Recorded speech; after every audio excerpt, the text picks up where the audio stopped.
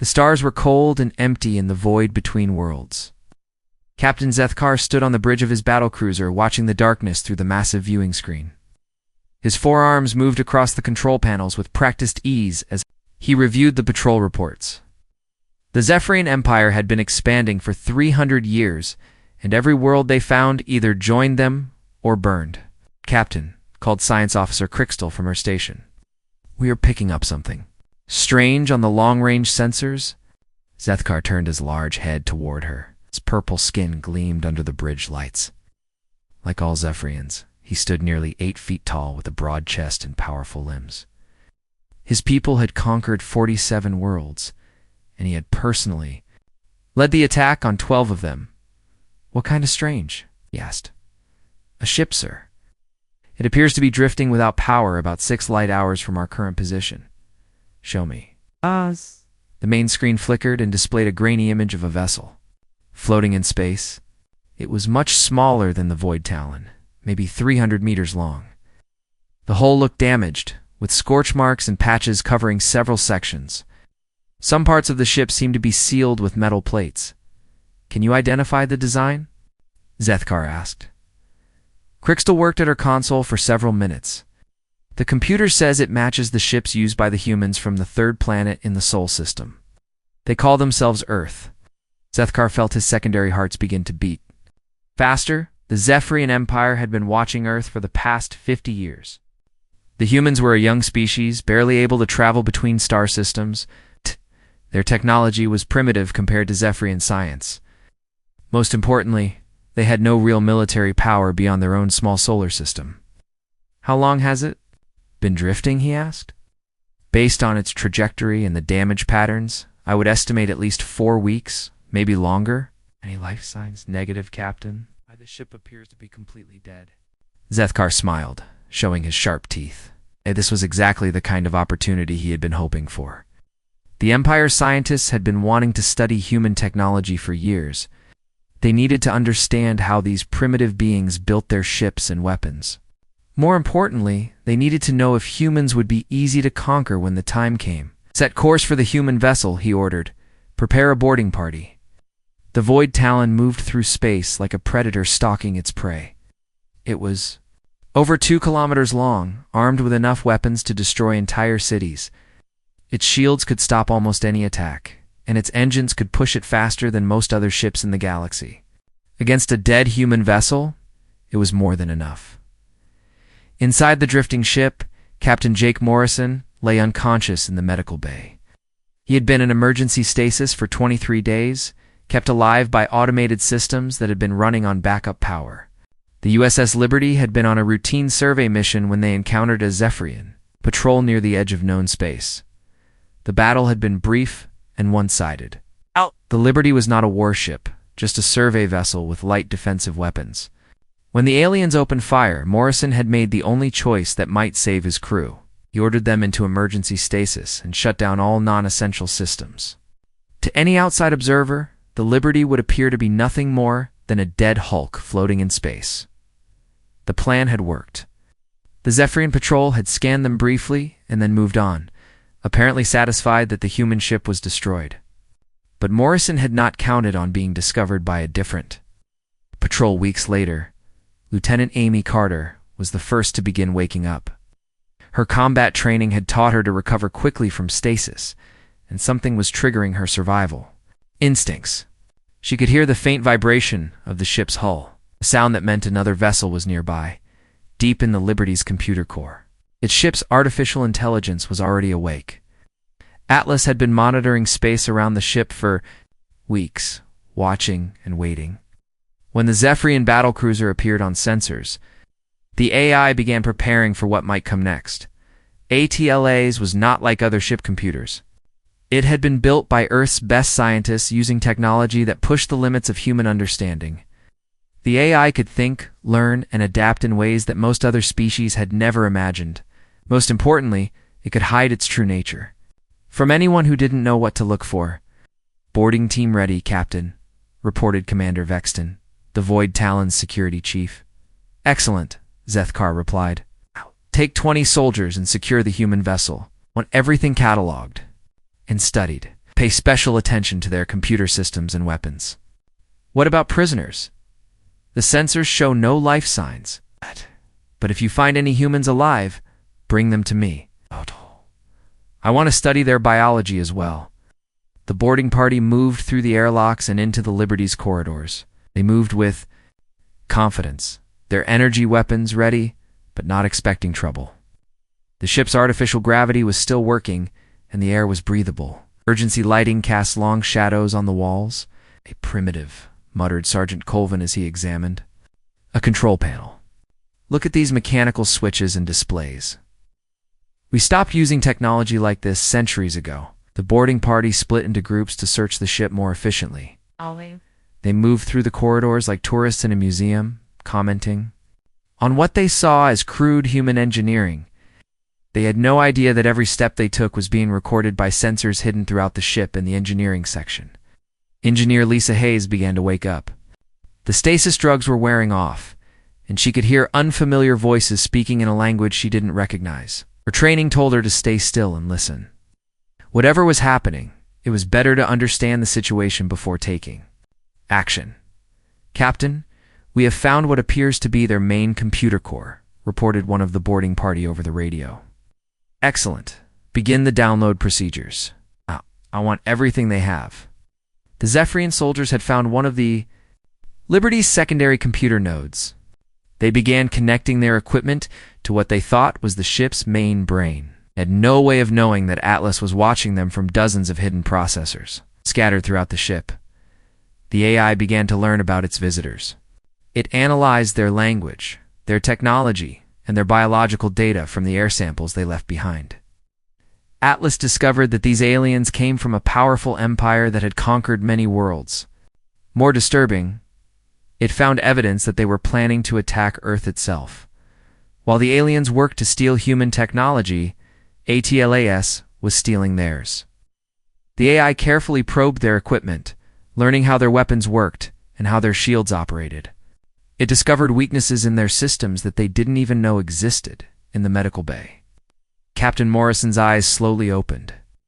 The stasis was ending, and his body was returning to normal function. He could hear voices in the corridor.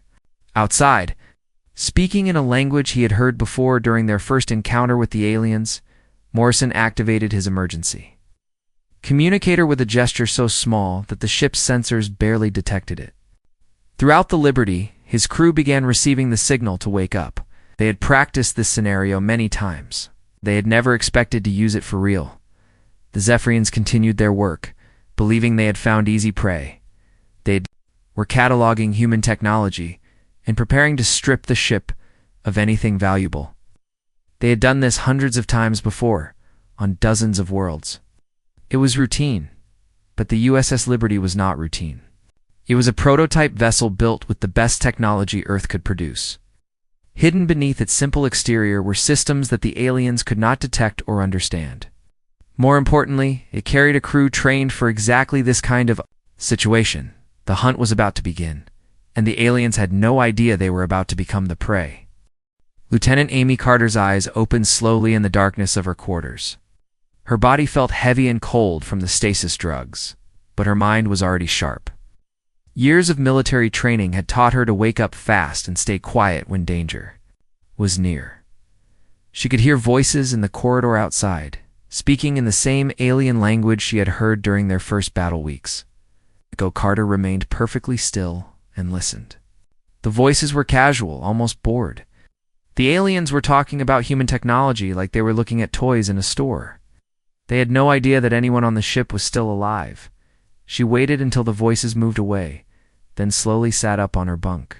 Her body protested, but she forced herself to move. Carter activated her personal communicator with a tiny hand signal. Throughout the ship, other crew members would be getting the same message. Wake up, stay quiet, and wait for orders. In the engineering section, Sergeant Tim Brooks felt the stasis leaving his system.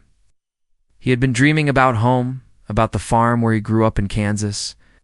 Now he was awake in a ship full of hostile aliens. Brooks had fought in 3 different wars before joining the Space Service. He knew how to handle situations like this. Next to him, Engineer Lisa Hayes was also waking up. She could hear the aliens working with some kind of equipment in the next compartment. They were trying to break into the ship's computer systems. Hayes almost smiled. He had no idea what they were dealing with. The Liberty's computer core was not like other ship computers. Atlas had been built using technology that most humans didn't fully understand. The AI was spread throughout the entire ship in dozens of hidden processors. What the aliens had found was just one small part of a much larger system. Atlas had been watching the boarding party for over an hour. The AI had learned their language, studied their equipment, and analyzed their biological data. The aliens called themselves Zephyrians, and they came from a powerful empire that had conquered many worlds. More importantly, Atlas had discovered that they were planning to attack Earth. The AI began accessing files from the alien equipment that was connected to the ship's systems. It was like having a direct link to their computer networks. Atlas learned about their weapons, their ships, and their military tactics. The information was both useful and terrifying. In the medical bay, Captain Jake Morrison was fighting off the last effects of the stasis drugs. His head was clear, but his body still felt weak. He could hear alien voices in the corridor outside his door. He sounded confident and relaxed. It's like they owned the ship. Morrison activated his command communicator with a small gesture. Text. Messages began appearing on hidden screens throughout the ship. The crew was waking up and reporting their status. So far, none of them had been discovered. Carter made her way through the ship's maintenance tunnels. These passages were too small for the larger alien bodies, giving the human crew a way to move without being seen. She reached the engineering section where Brooks and Hayes were waiting. "How many?" Carter whispered. 20 soldiers, maybe more," Brooks replied quietly. "They have energy weapons and some kind of portable shields." Hayes was studying a small display screen connected to the ship's internal sensors. "They're trying to download our computer files, but Atlas is feeding them fake information. They think they're getting our real technology, but it's all outdated stuff." "What about the captain?" Carter asked. "He's awake and moving toward bridge," Hayes replied. "But there are aliens up there too." The three of them made their way through the tunnels toward the center of the ship. They had practiced these movements dozens of times during training, but never with hostile aliens walking through their corridors. Morrison reached the bridge. Through a maintenance shaft that opened behind the captain's chair, he could see two aliens working at the control stations. They were tall, purple creatures with 4 arms and sharp teeth. Their weapons were clipped to their belts, but they didn't seem worried about any threats. The captain stayed hidden and watched them work. They were trying to access the ship's navigation system and communication logs. Morrison knew they would find nothing useful. Atlas was too smart to let them get real information. On the main screen, Morrison could see the alien battlecruiser hanging in space nearby. It was massive, at least 6 times larger than the Liberty. Its weapons could probably destroy his ship with a single shot. But size wasn't everything in space combat. "Captain," came Hayes' voice through his earpiece, "Atlas wants to talk to you." Morrison made his way back through the maintenance tunnels to the engineering section. There, Hayes had connected a small display to one of ATLAS's hidden processors. Text was appearing on the screen. "I have analyzed the alien technology and found several weaknesses in their systems," the AI wrote. "Their weapons are powerful, but have a slow recharge time. Their shields are strong against energy attacks, but weak against physical projectiles. Most importantly, they have become overconfident." Morrison typed a reply. "What do you recommend?" "I can take control of the ship's hidden systems without the aliens knowing. We can turn the Liberty into a trap. But I need time to prepare." "How long?" 30 minutes to activate all systems, 60 minutes to be fully ready for combat." Morrison looked at his 3 crew members. They were outnumbered and outgunned, but they had advantages the aliens didn't know about. The Liberty wasn't just a survey ship. It was a prototype vessel with experimental technology that had never been tested. In real combat, "Do it," he typed to Atlas. Throughout the ship, hidden systems began to activate. Weapon ports that looked like normal hull panels started to unlock. Armor plating that appeared to be simple metal began to change its molecular structure. Artificial gravity system, prepared to become a weapon instead of just a comfort feature. The Zephyrian soldiers continued their work, unaware that the ship around them was waking up. They had found what they thought was the main computer core, and were downloading files. They believed they were learning about primitive human technology. Commander Vexton reported to his captain on the battlecruiser. "We have secured the human vessel. No resistance encountered. The ship appears to be completely abandoned." "Excellent," replied Captain Zethkar. "What have you learned about their technology?" "It is even more primitive than we expected, sir. Mechanical controls, simple computers, basic weapons. These humans would not last 5 minutes against our forces. Continue your work. I want everything they have." But Atlas was listening to every word through the aliens' own communication equipment. The AI was learning about their plans, their weaknesses, and their fears. More importantly, it was preparing to show them what human technology could really do. In the medical bay, Medical Officer Kate Sullivan and Communications Officer Nick Palmer were waking up from stasis. They received the same silent signals as the others and began moving through the maintenance tunnels toward the engineering section. Soon, Morrison had 6 of his crew members gathered in a hidden compartment deep in the ship. The others were still in stasis in different parts of the vessel. It was better to wake them up slowly to avoid detection.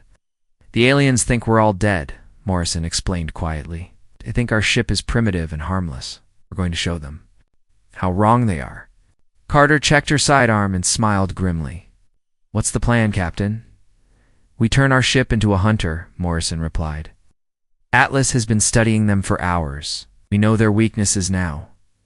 It's time to stop playing dead." Hayes began activating hidden control panels throughout the engineering section.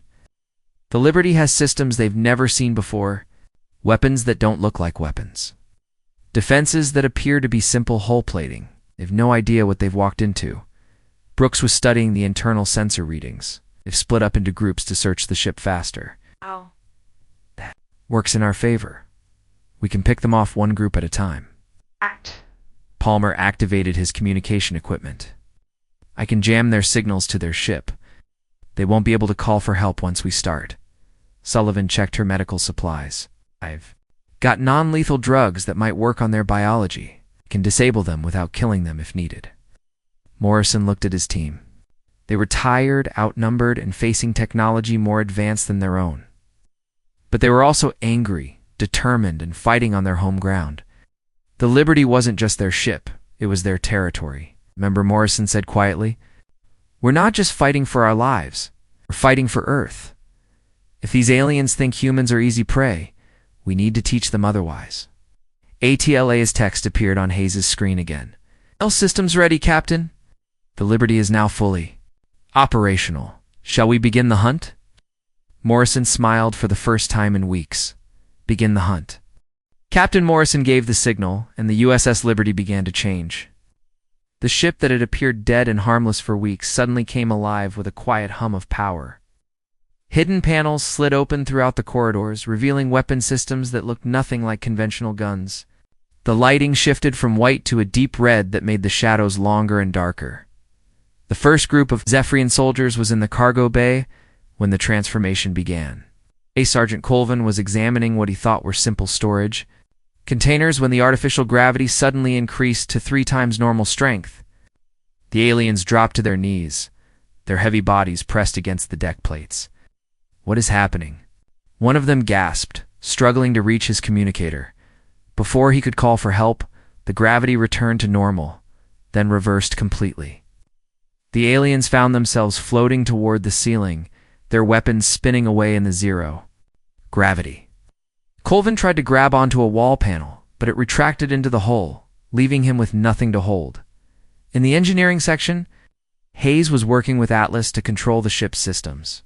Her fingers moved across control panels that the aliens had never noticed, hidden interfaces that looked like normal maintenance equipment. Every system on the Liberty could be turned into a weapon if you knew how to use it. "Target the group." In Section C7, Morrison ordered quietly into his communicator. "Already on it," Hayes replied with a grim smile. The atmospheric processors in Section C7 began introducing a colorless, odorless gas into the air supply. To humans, it was harmless, just a mild sedative used in medical operations. But Atlas had analyzed Zephyrian biology and discovered that the same compound would cause severe disorientation and nausea in their species. Commander Sexton was leading his team through the main corridor when the deck plates under his feet began to shift. What had appeared to be solid flooring revealed itself as a series of movable panels. Wow. The corridor suddenly became a maze of obstacles and barriers that hadn't existed moments before. "This is impossible," Vexton muttered, looking around in confusion. "Ship corridors don't change like this." His team tried to backtrack. But the passage behind them had sealed itself with blast doors that emerged from hidden slots in the walls. They were trapped in a section of corridor that was slowly filling with the same gas that was affecting the other teams. Carter led Brooks and Palmer through the maintenance tunnels toward the cargo bay. They moved like hunters, using their knowledge of the ship's layout to stay ahead of the confused aliens. Carter had fought in boarding actions before, but never as the defender on her own ship. "Remember," she whispered to her team, "we want them alive if possible. Dead aliens can't carry messages back to their empire." The three humans dropped down from a maintenance hatch directly behind the floating Zephyrians in the cargo bay. Aliens were still struggling with the zero gravity, their arms flailing as they tried to reach their weapons. Carter stunned the first one with her sidearm set to its lowest setting. The alien went limp and began drifting slowly toward the far, while Brooks grabbed another alien and used his combat training to put the creature in a sleeper hold. Zephyrians were stronger, but they had the same pressure points in their necks that would cut off blood flow to the brain. The alien struggled for a few seconds, then went unconscious. Palmer was the communications expert, but he had also trained. In hand-to-hand combat, he used the zero gravity to his advantage, pushing off walls to change direction quickly while the aliens couldn't control their movement. Within minutes, all 5 aliens in the cargo bay were unconscious and floating helplessly. "Cargo bay secured," Carter reported through her communicator. "Good work," Morrison replied. "Medical team, you're up next." Sullivan and 2 other crew members who had just awakened from stasis were moving toward the section where the gas was taking effect. They carried medical equipment and restraints, preparing to deal with aliens who would be sick, but still potentially dangerous. The Zephyrians in Section 107 were in bad shape. The gas that was harmless to humans was making them violently ill. They were throwing up and could barely stand upright. Their purple skin had turned a sickly green color, and they were gasping for breath. "Help us," one of them pleaded when he saw Sullivan approaching. "Something is wrong with the air." Sullivan felt a moment of sympathy for the aliens, but she remembered what Atlas had discovered about their plans for Earth. These creatures were part of an empire that destroyed entire worlds. She began treating their symptoms while Palmer secured their weapons. "You'll be fine in a few hours," Sullivan told them truthfully, "but you're going to feel terrible for a while." On the bridge of the Void Talon, Captain Zethkar was beginning to worry. He had lost contact with 3 of his boarding teams. Their communicators were not responding, and the ship's sensors couldn't penetrate the Liberty's hull to see what was happening inside. "Sir," called his communications officer, "I'm detecting some kind of jamming signal coming from the human ship." "That's impossible," Zethkar replied.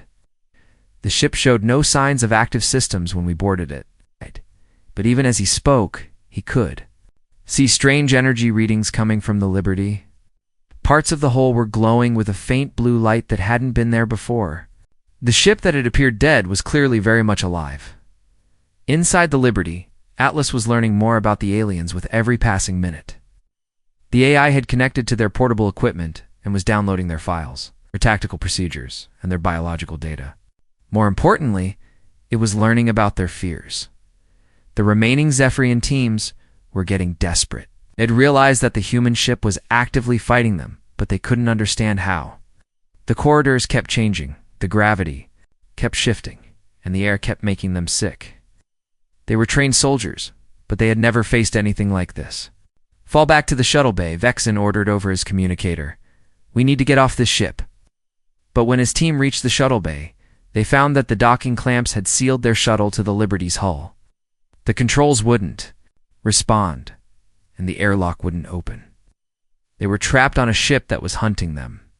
Morrison appeared on the shuttle bay's communication screen. The Zephyrians stared at him in shock. They had been told that all the humans were dead. "I'm Captain Jake Morrison of the USS Liberty," he said calmly. "You are trespassing on my ship." "This is impossible," Vexen replied. "Our sensors showed no life signs."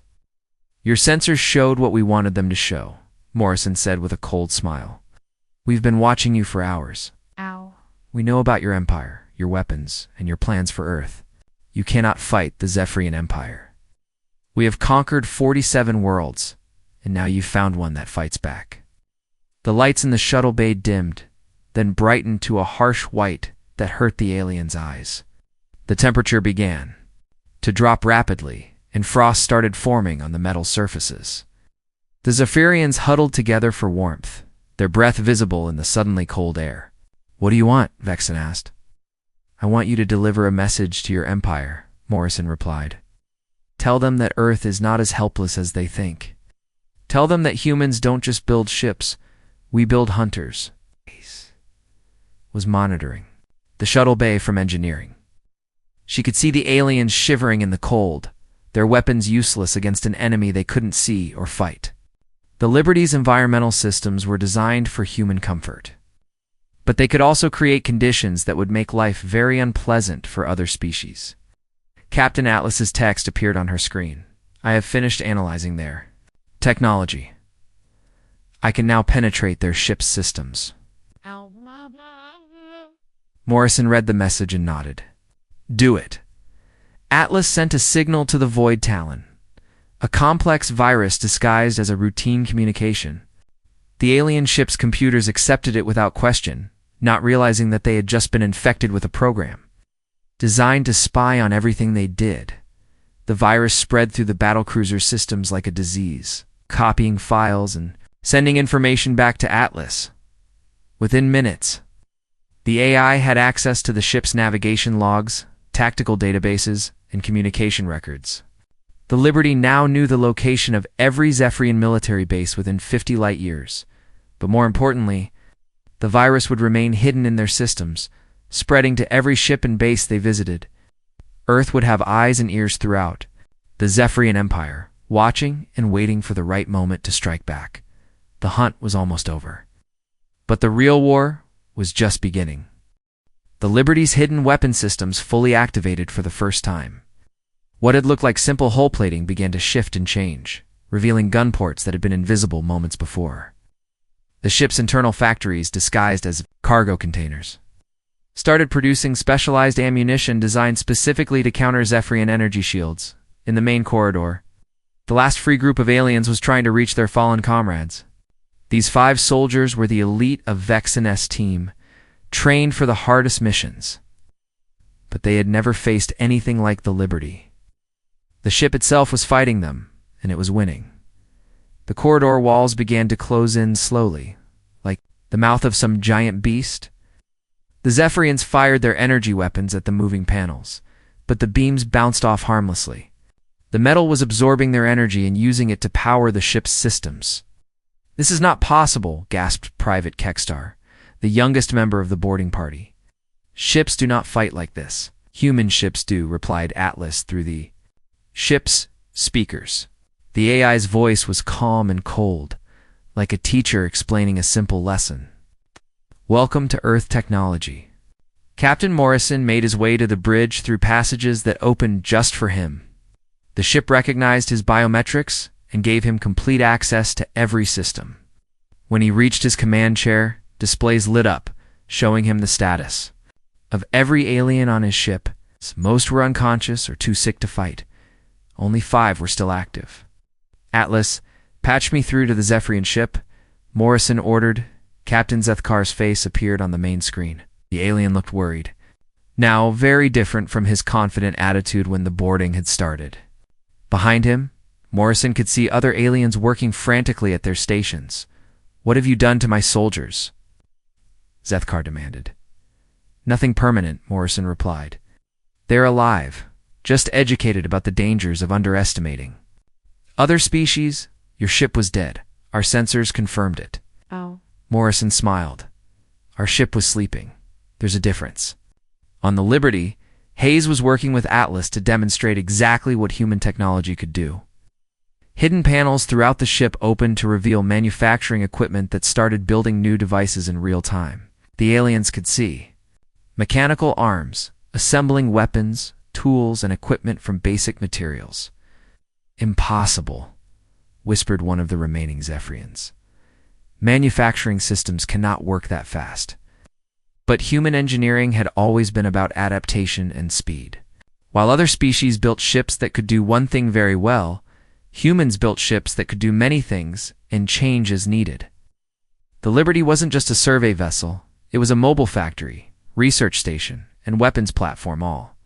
In one, Brooks and Carter had cornered the last group of aliens in the medical bay. The 5 Zephyrians were back to back, their weapons pointed in all directions. They were scared now, and scared soldiers made dangerous mistakes. "Surrender," Carter called out. "You're outnumbered and outgunned." "We are 5 against 2, replied their leader, a sergeant with scars across his purple face. "You're 5 against a ship," Brooks corrected. "Look around you." The medical bay was changing around them. Equipment that had looked like simple medical tools was transforming into defensive systems. The walls sprouted small guns that tracked the aliens' movements. The floor became a grid that could deliver electric shocks. Even the ceiling had devices that could spray sleeping gas. The sergeant looked around and realized they were in a trap that had been designed for exactly this situation. Every room on the ship could become a prison if needed. "What are you?" he asked quietly. "We're human," Carter replied simply. "We adapt." On the bridge, Morrison was explaining Earth's nature. To the alien captain, "Your empire conquers worlds by being stronger and having better weapons. That works fine against species that think like you do, but humans think differently." "How?" Zethkar asked. "We don't just build better weapons. We build weapons that build other weapons. We don't just make stronger ships. We make ships that become stronger when they need to. We don't just train better soldiers. We train soldiers who can turn anything into a weapon." To prove his point, Morrison had Atlas demonstrate the Liberty's true capabilities. The ship's hull began to reshape itself, growing new structures and weapons. Energy readings spiked as systems that had been hidden came online. The small survey vessel was becoming something much more dangerous. "Your ship appeared to have 37 weapon systems when we scanned it," Zethkar said, reading from his instruments. "That was yesterday," Morrison replied. "Today it has over 200. Tomorrow it will have more." The truth was even more impressive than Morrison was telling them. Atlas had spent weeks analyzing everything the ship had encountered, including the Zephyrian patrol that had first attacked them. The AI had used that data to design new weapons specifically for fighting aliens like these in the cargo bay. Sullivan was treating the Zephyrians who had been affected by the gas. She worked quickly and efficiently, her medical training taking over despite everything these aliens represented. As she worked, she explained what was happening to them. "Your species processes certain chemicals differently than humans do," she told one of the aliens. "What's harmless to us affects your nervous system. We didn't know that until our computer analyzed your biology." "You learned our weaknesses in just a few hours?" the alien asked weakly. "Our AI learns very fast. It's already designed medicine. That will make you feel better, and weapons that will work better against your people. That's what human technology does. It adapts." The alien looked at her with something like respect. "You could have killed us easily," Sullivan agreed. "But dead aliens can't tell their friends about what happened here." Palmer had been monitoring the communications between the Liberty and the Void Talon. He could see that the alien ship was getting worried. Their captain was asking questions about human capabilities that showed he was starting to understand the real situation, Captain Palmer reported. "Their ship is powering up weapons. I think they're considering attacking us." Morrison nodded. He had expected this. ATLAS. Show them why that would be a mistake. The Liberty's new weapon systems targeted the Void Talon's weakest points. These weren't the obvious targets like engines or weapons. Atlas had found flaws in the alien ship's design that even its builders didn't know about. Stress points in the hull, vulnerabilities in the shield generators, and weaknesses in the power distribution system. Red targeting beams reached out from the Liberty and painted dozens of spots on the larger ship's hull. Each beam marked a place where a single shot could cause critical damage. The Zephyrians watched in horror as their instruments showed them exactly how helpless they were. "How did you find those weak points?" Azethkar asked. "I've been studying your technology since you boarded our ship," Morrison explained. "Our AI has run thousands of simulations and knows your ship better than you do now." Hayes was watching the data streams as Atlas continued to penetrate the alien ship's computer systems. The virus the AI had planted was spreading through their networks, copying files and sending information back to the Liberty. Within hours, Earth would know everything about Zephyrian military capabilities. Captain Hayes called out, "Atlas has accessed their star charts. We now know the location of their homeworld and every military base in their empire." Morrison felt a cold satisfaction. The aliens had come here looking for easy prey, and instead, they had given Earth exactly what it needed to fight back. Every piece of technology, every tactical procedure, every weakness in their defenses was now in human hands. Furthermore, Atlas announced through the ship's speakers, "I have identified 17 other species that the Zephyrian Empire is currently planning to attack. The data includes timetables, troop movements, and strategic objectives. This was bigger than just Earth's survival. The Liberty had uncovered evidence of planned genocide against species that didn't even know they were in danger." Morrison realized that his ship had become the center of a much larger conflict. The remaining free aliens finally surrendered when they realized they were surrounded by weapons they couldn't fight and technology they didn't understand. Carter and Brooks secured them with restraints that Atlas had designed based on Zephyrian anatomy. "What happens now?" asked the sergeant as Carter locked the restraints around his arms. "Now you go home," Carter replied. "And you tell your empire what you learned here." "Which is what?" Carter smiled grimly. "That humans don't just survive. We evolve." Captain Morrison stood in the shuttle bay looking at the 19 captured Zephyrian soldiers. They sat on the deck with their hands secured behind their backs, their purple skin pale with shock and exhaustion. Commander Vexton stared up at Morrison with a mixture of fear and respect that hadn't been there hours earlier. "You have a choice," Morrison told them calmly. "You can stay here as prisoners, or you can return to your ship and carry a message to your empire." "What message?" Vexton asked. "That Earth is not defenseless, that humans fight back, and that your empire should think very carefully before attacking us or anyone else." Vexton looked around the shuttle bay. The walls were covered with new weapon systems that hadn't existed when they first boarded the ship. Manufacturing arms were still building equipment, creating tools and weapons from basic materials. The Liberty had become something completely different during their capture. "How many ships like this do humans have?" he asked quietly. Morrison smiled without humor. "Every human ship is like this. We don't build vessels that can only do one thing. We build ships that become whatever they need to be." This wasn't entirely true, but the aliens didn't need to know that. The Liberty was special, a prototype filled with experimental technology. But the principle was accurate. Human engineering focused on adaptability and change. Atlas had been busy while the crew secured the prisoners. The AI had spread copies of itself throughout the Zephyrian ship's computer networks. Every file, every communication, every piece of data was now being monitored and copied. More importantly, the virus would spread to every ship and base that the Void Talon contacted. Captain Hayes called from her engineering station. "Atlas has finished preparing the data packages for Earth Command." The information they had gathered was incredible. Complete star charts of Zephyrian space, detailed specifications for their weapons and ships, biological data on their species, and most importantly, their military plans for the next 5 years.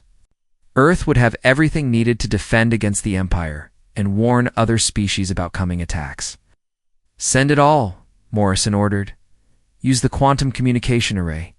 The message burst went out faster than light, carrying terabytes of stolen alien intelligence back to Earth. Within hours, Human military leaders would know about the threat and have the tools to fight it. The Liberty's mission had become the most important intelligence operation in human history. Sullivan finished treating the last of the sick aliens. The Zephyrians, who had been affected by the gas, were feeling better, though they were still weak and dizzy. She had given them medicine that would help their bodies process the foreign chemicals. But she had also taken blood samples from each of them. "Why are you helping us?" asked one of the aliens. "'Cause we're not like you," Sullivan replied simply. "We don't enjoy causing suffering, even to our enemies." But the blood samples were already being analyzed by Atlas. The AI was learning everything about Zephyrian biology, including their weaknesses, their strengths, and how to create more effective non-lethal weapons for future encounters. Mercy and tactical advantage could work together. On the bridge of the Void Talon, Captain Zethkar was receiving reports from his technical officers that made his secondary hearts beat faster. The human ship had somehow penetrated their computer systems completely. Every database, every file, every secret was being copied and transmitted. "Can we stop it?" he asked desperately. "No, sir," replied his chief engineer. "The virus is too advanced. It has spread through every system on the ship. We would have to shut down everything, including life support." Zethkar stared at the Liberty through his viewing screen. The small human ship looked innocent enough, but he now knew it was one of the most dangerous vessels he had ever encountered. It hadn't just defeated his boarding party, it had stolen the military secrets of his entire empire. "Sir," called his communications officer, "the humans are requesting permission to return." "Our soldiers." "Grant it," Zethkar said quietly. He had no choice. Morrison personally escorted the alien prisoners to their shuttle. As they walked through the Liberty's corridors, he pointed out details that he wanted them to remember. The manufacturing systems that could build new weapons in minutes. The walls that could reshape themselves into any configuration. The AI systems that learned and adapted with each encounter. "Your ship seems so simple when we first scanned it," Vexen said. "Human technology is designed to seem simple," Morrison explained. "We learned long ago that the best weapons are the ones your enemy doesn't recognize as weapons until it's too late." The shuttle bay doors opened, and the Zephyrian shuttle was released from the docking clamps. As the prisoners boarded their craft, Morrison handed Vexen a small data device. "What is this?" the alien commander asked. "Proof," Morrison replied. "Evidence of what your empire has done to other worlds, evidence of what it plans to do to Earth and 17 other species. Take it to your leaders and tell them that we know." Vexen took the device with trembling hands. He understood what Morrison was really saying. Next, Earth knew about the empires. Plans knew about their military capabilities and had the technology to fight back. The balance of power had shifted completely. "Will you attack us?" Vexen asked. "That depends on what your empire chooses to do next," Morrison said. "Earth prefers peace, but we're prepared for war." The shuttle departed, carrying its cargo of defeated soldiers and stolen intelligence back to the Void Talon. Morrison watched it go, knowing that those aliens would never forget what they had experienced aboard the Liberty. Atlas reported success on multiple fronts. The AI had not only penetrated the alien ship's systems, but it also established permanent monitoring posts in their communication networks. Every message, every order, every military movement would now be observed by Earth intelligence. Furthermore, Atlas announced, "I have made contact with resistance movements on 6 worlds currently occupied by the Zephyrian Empire. They are requesting assistance." Morrison felt the weight of responsibility settling on his shoulders. The Liberty's mission had started as a simple survey, but it had become something much larger. Earth was no longer just defending itself. It was becoming the rallying point for all species threatened by the Empire. Captain Palmer called from his communications station. "I'm receiving a message from Earth Command. They want us to return immediately." "Set course for home," Morrison ordered, "but maintain monitoring of all Zephyrian communications." As the Liberty began its journey back to Earth, its true mission was just beginning. It's hidden in the ship's computer. Core Atlas was analyzing everything it had learned and preparing for a much larger conflict. The AI was designing new ships, new weapons, new strategies based on what it had discovered about alien technology. The Void Talon retreated to Zephyrian space, carrying news that would change the Empire forever. The small, primitive human ship had not just defended itself, it had stolen their deepest secrets and revealed their plans to their enemies. Word would spread through their military that humans were not the easy targets they had appeared to be. On 17 different worlds, species that had never heard of Earth began receiving messages warning them about coming Zephyrian attacks. The messages included detailed information about enemy tactics, weapons, and ship designs. More importantly, they included an offer of alliance with a species that had proven it could fight the Empire and win. The Liberty continued its journey home. But it was no longer the same ship that had left Earth months earlier. It carried the stolen knowledge of an entire alien empire, the technology to fight back against any aggressor, and the proof that humanity was ready to take its place among the stars as a protector rather than just a survivor in the depths of space. Other ships were already changing course. Some were Zephyrian vessels rushing to warn their command about the new human threat. Others were ships from oppressed worlds, heading toward Earth space to request aid against their oppressors. The age of human expansion had begun, and it started with a simple lesson that would echo across the galaxy: never mistake mercy for weakness, never confuse simplicity for primitiveness, and never ever underestimate a species that has spent its entire history learning to survive against impossible odds. The monsters from Earth were awake, and they were coming to hunt.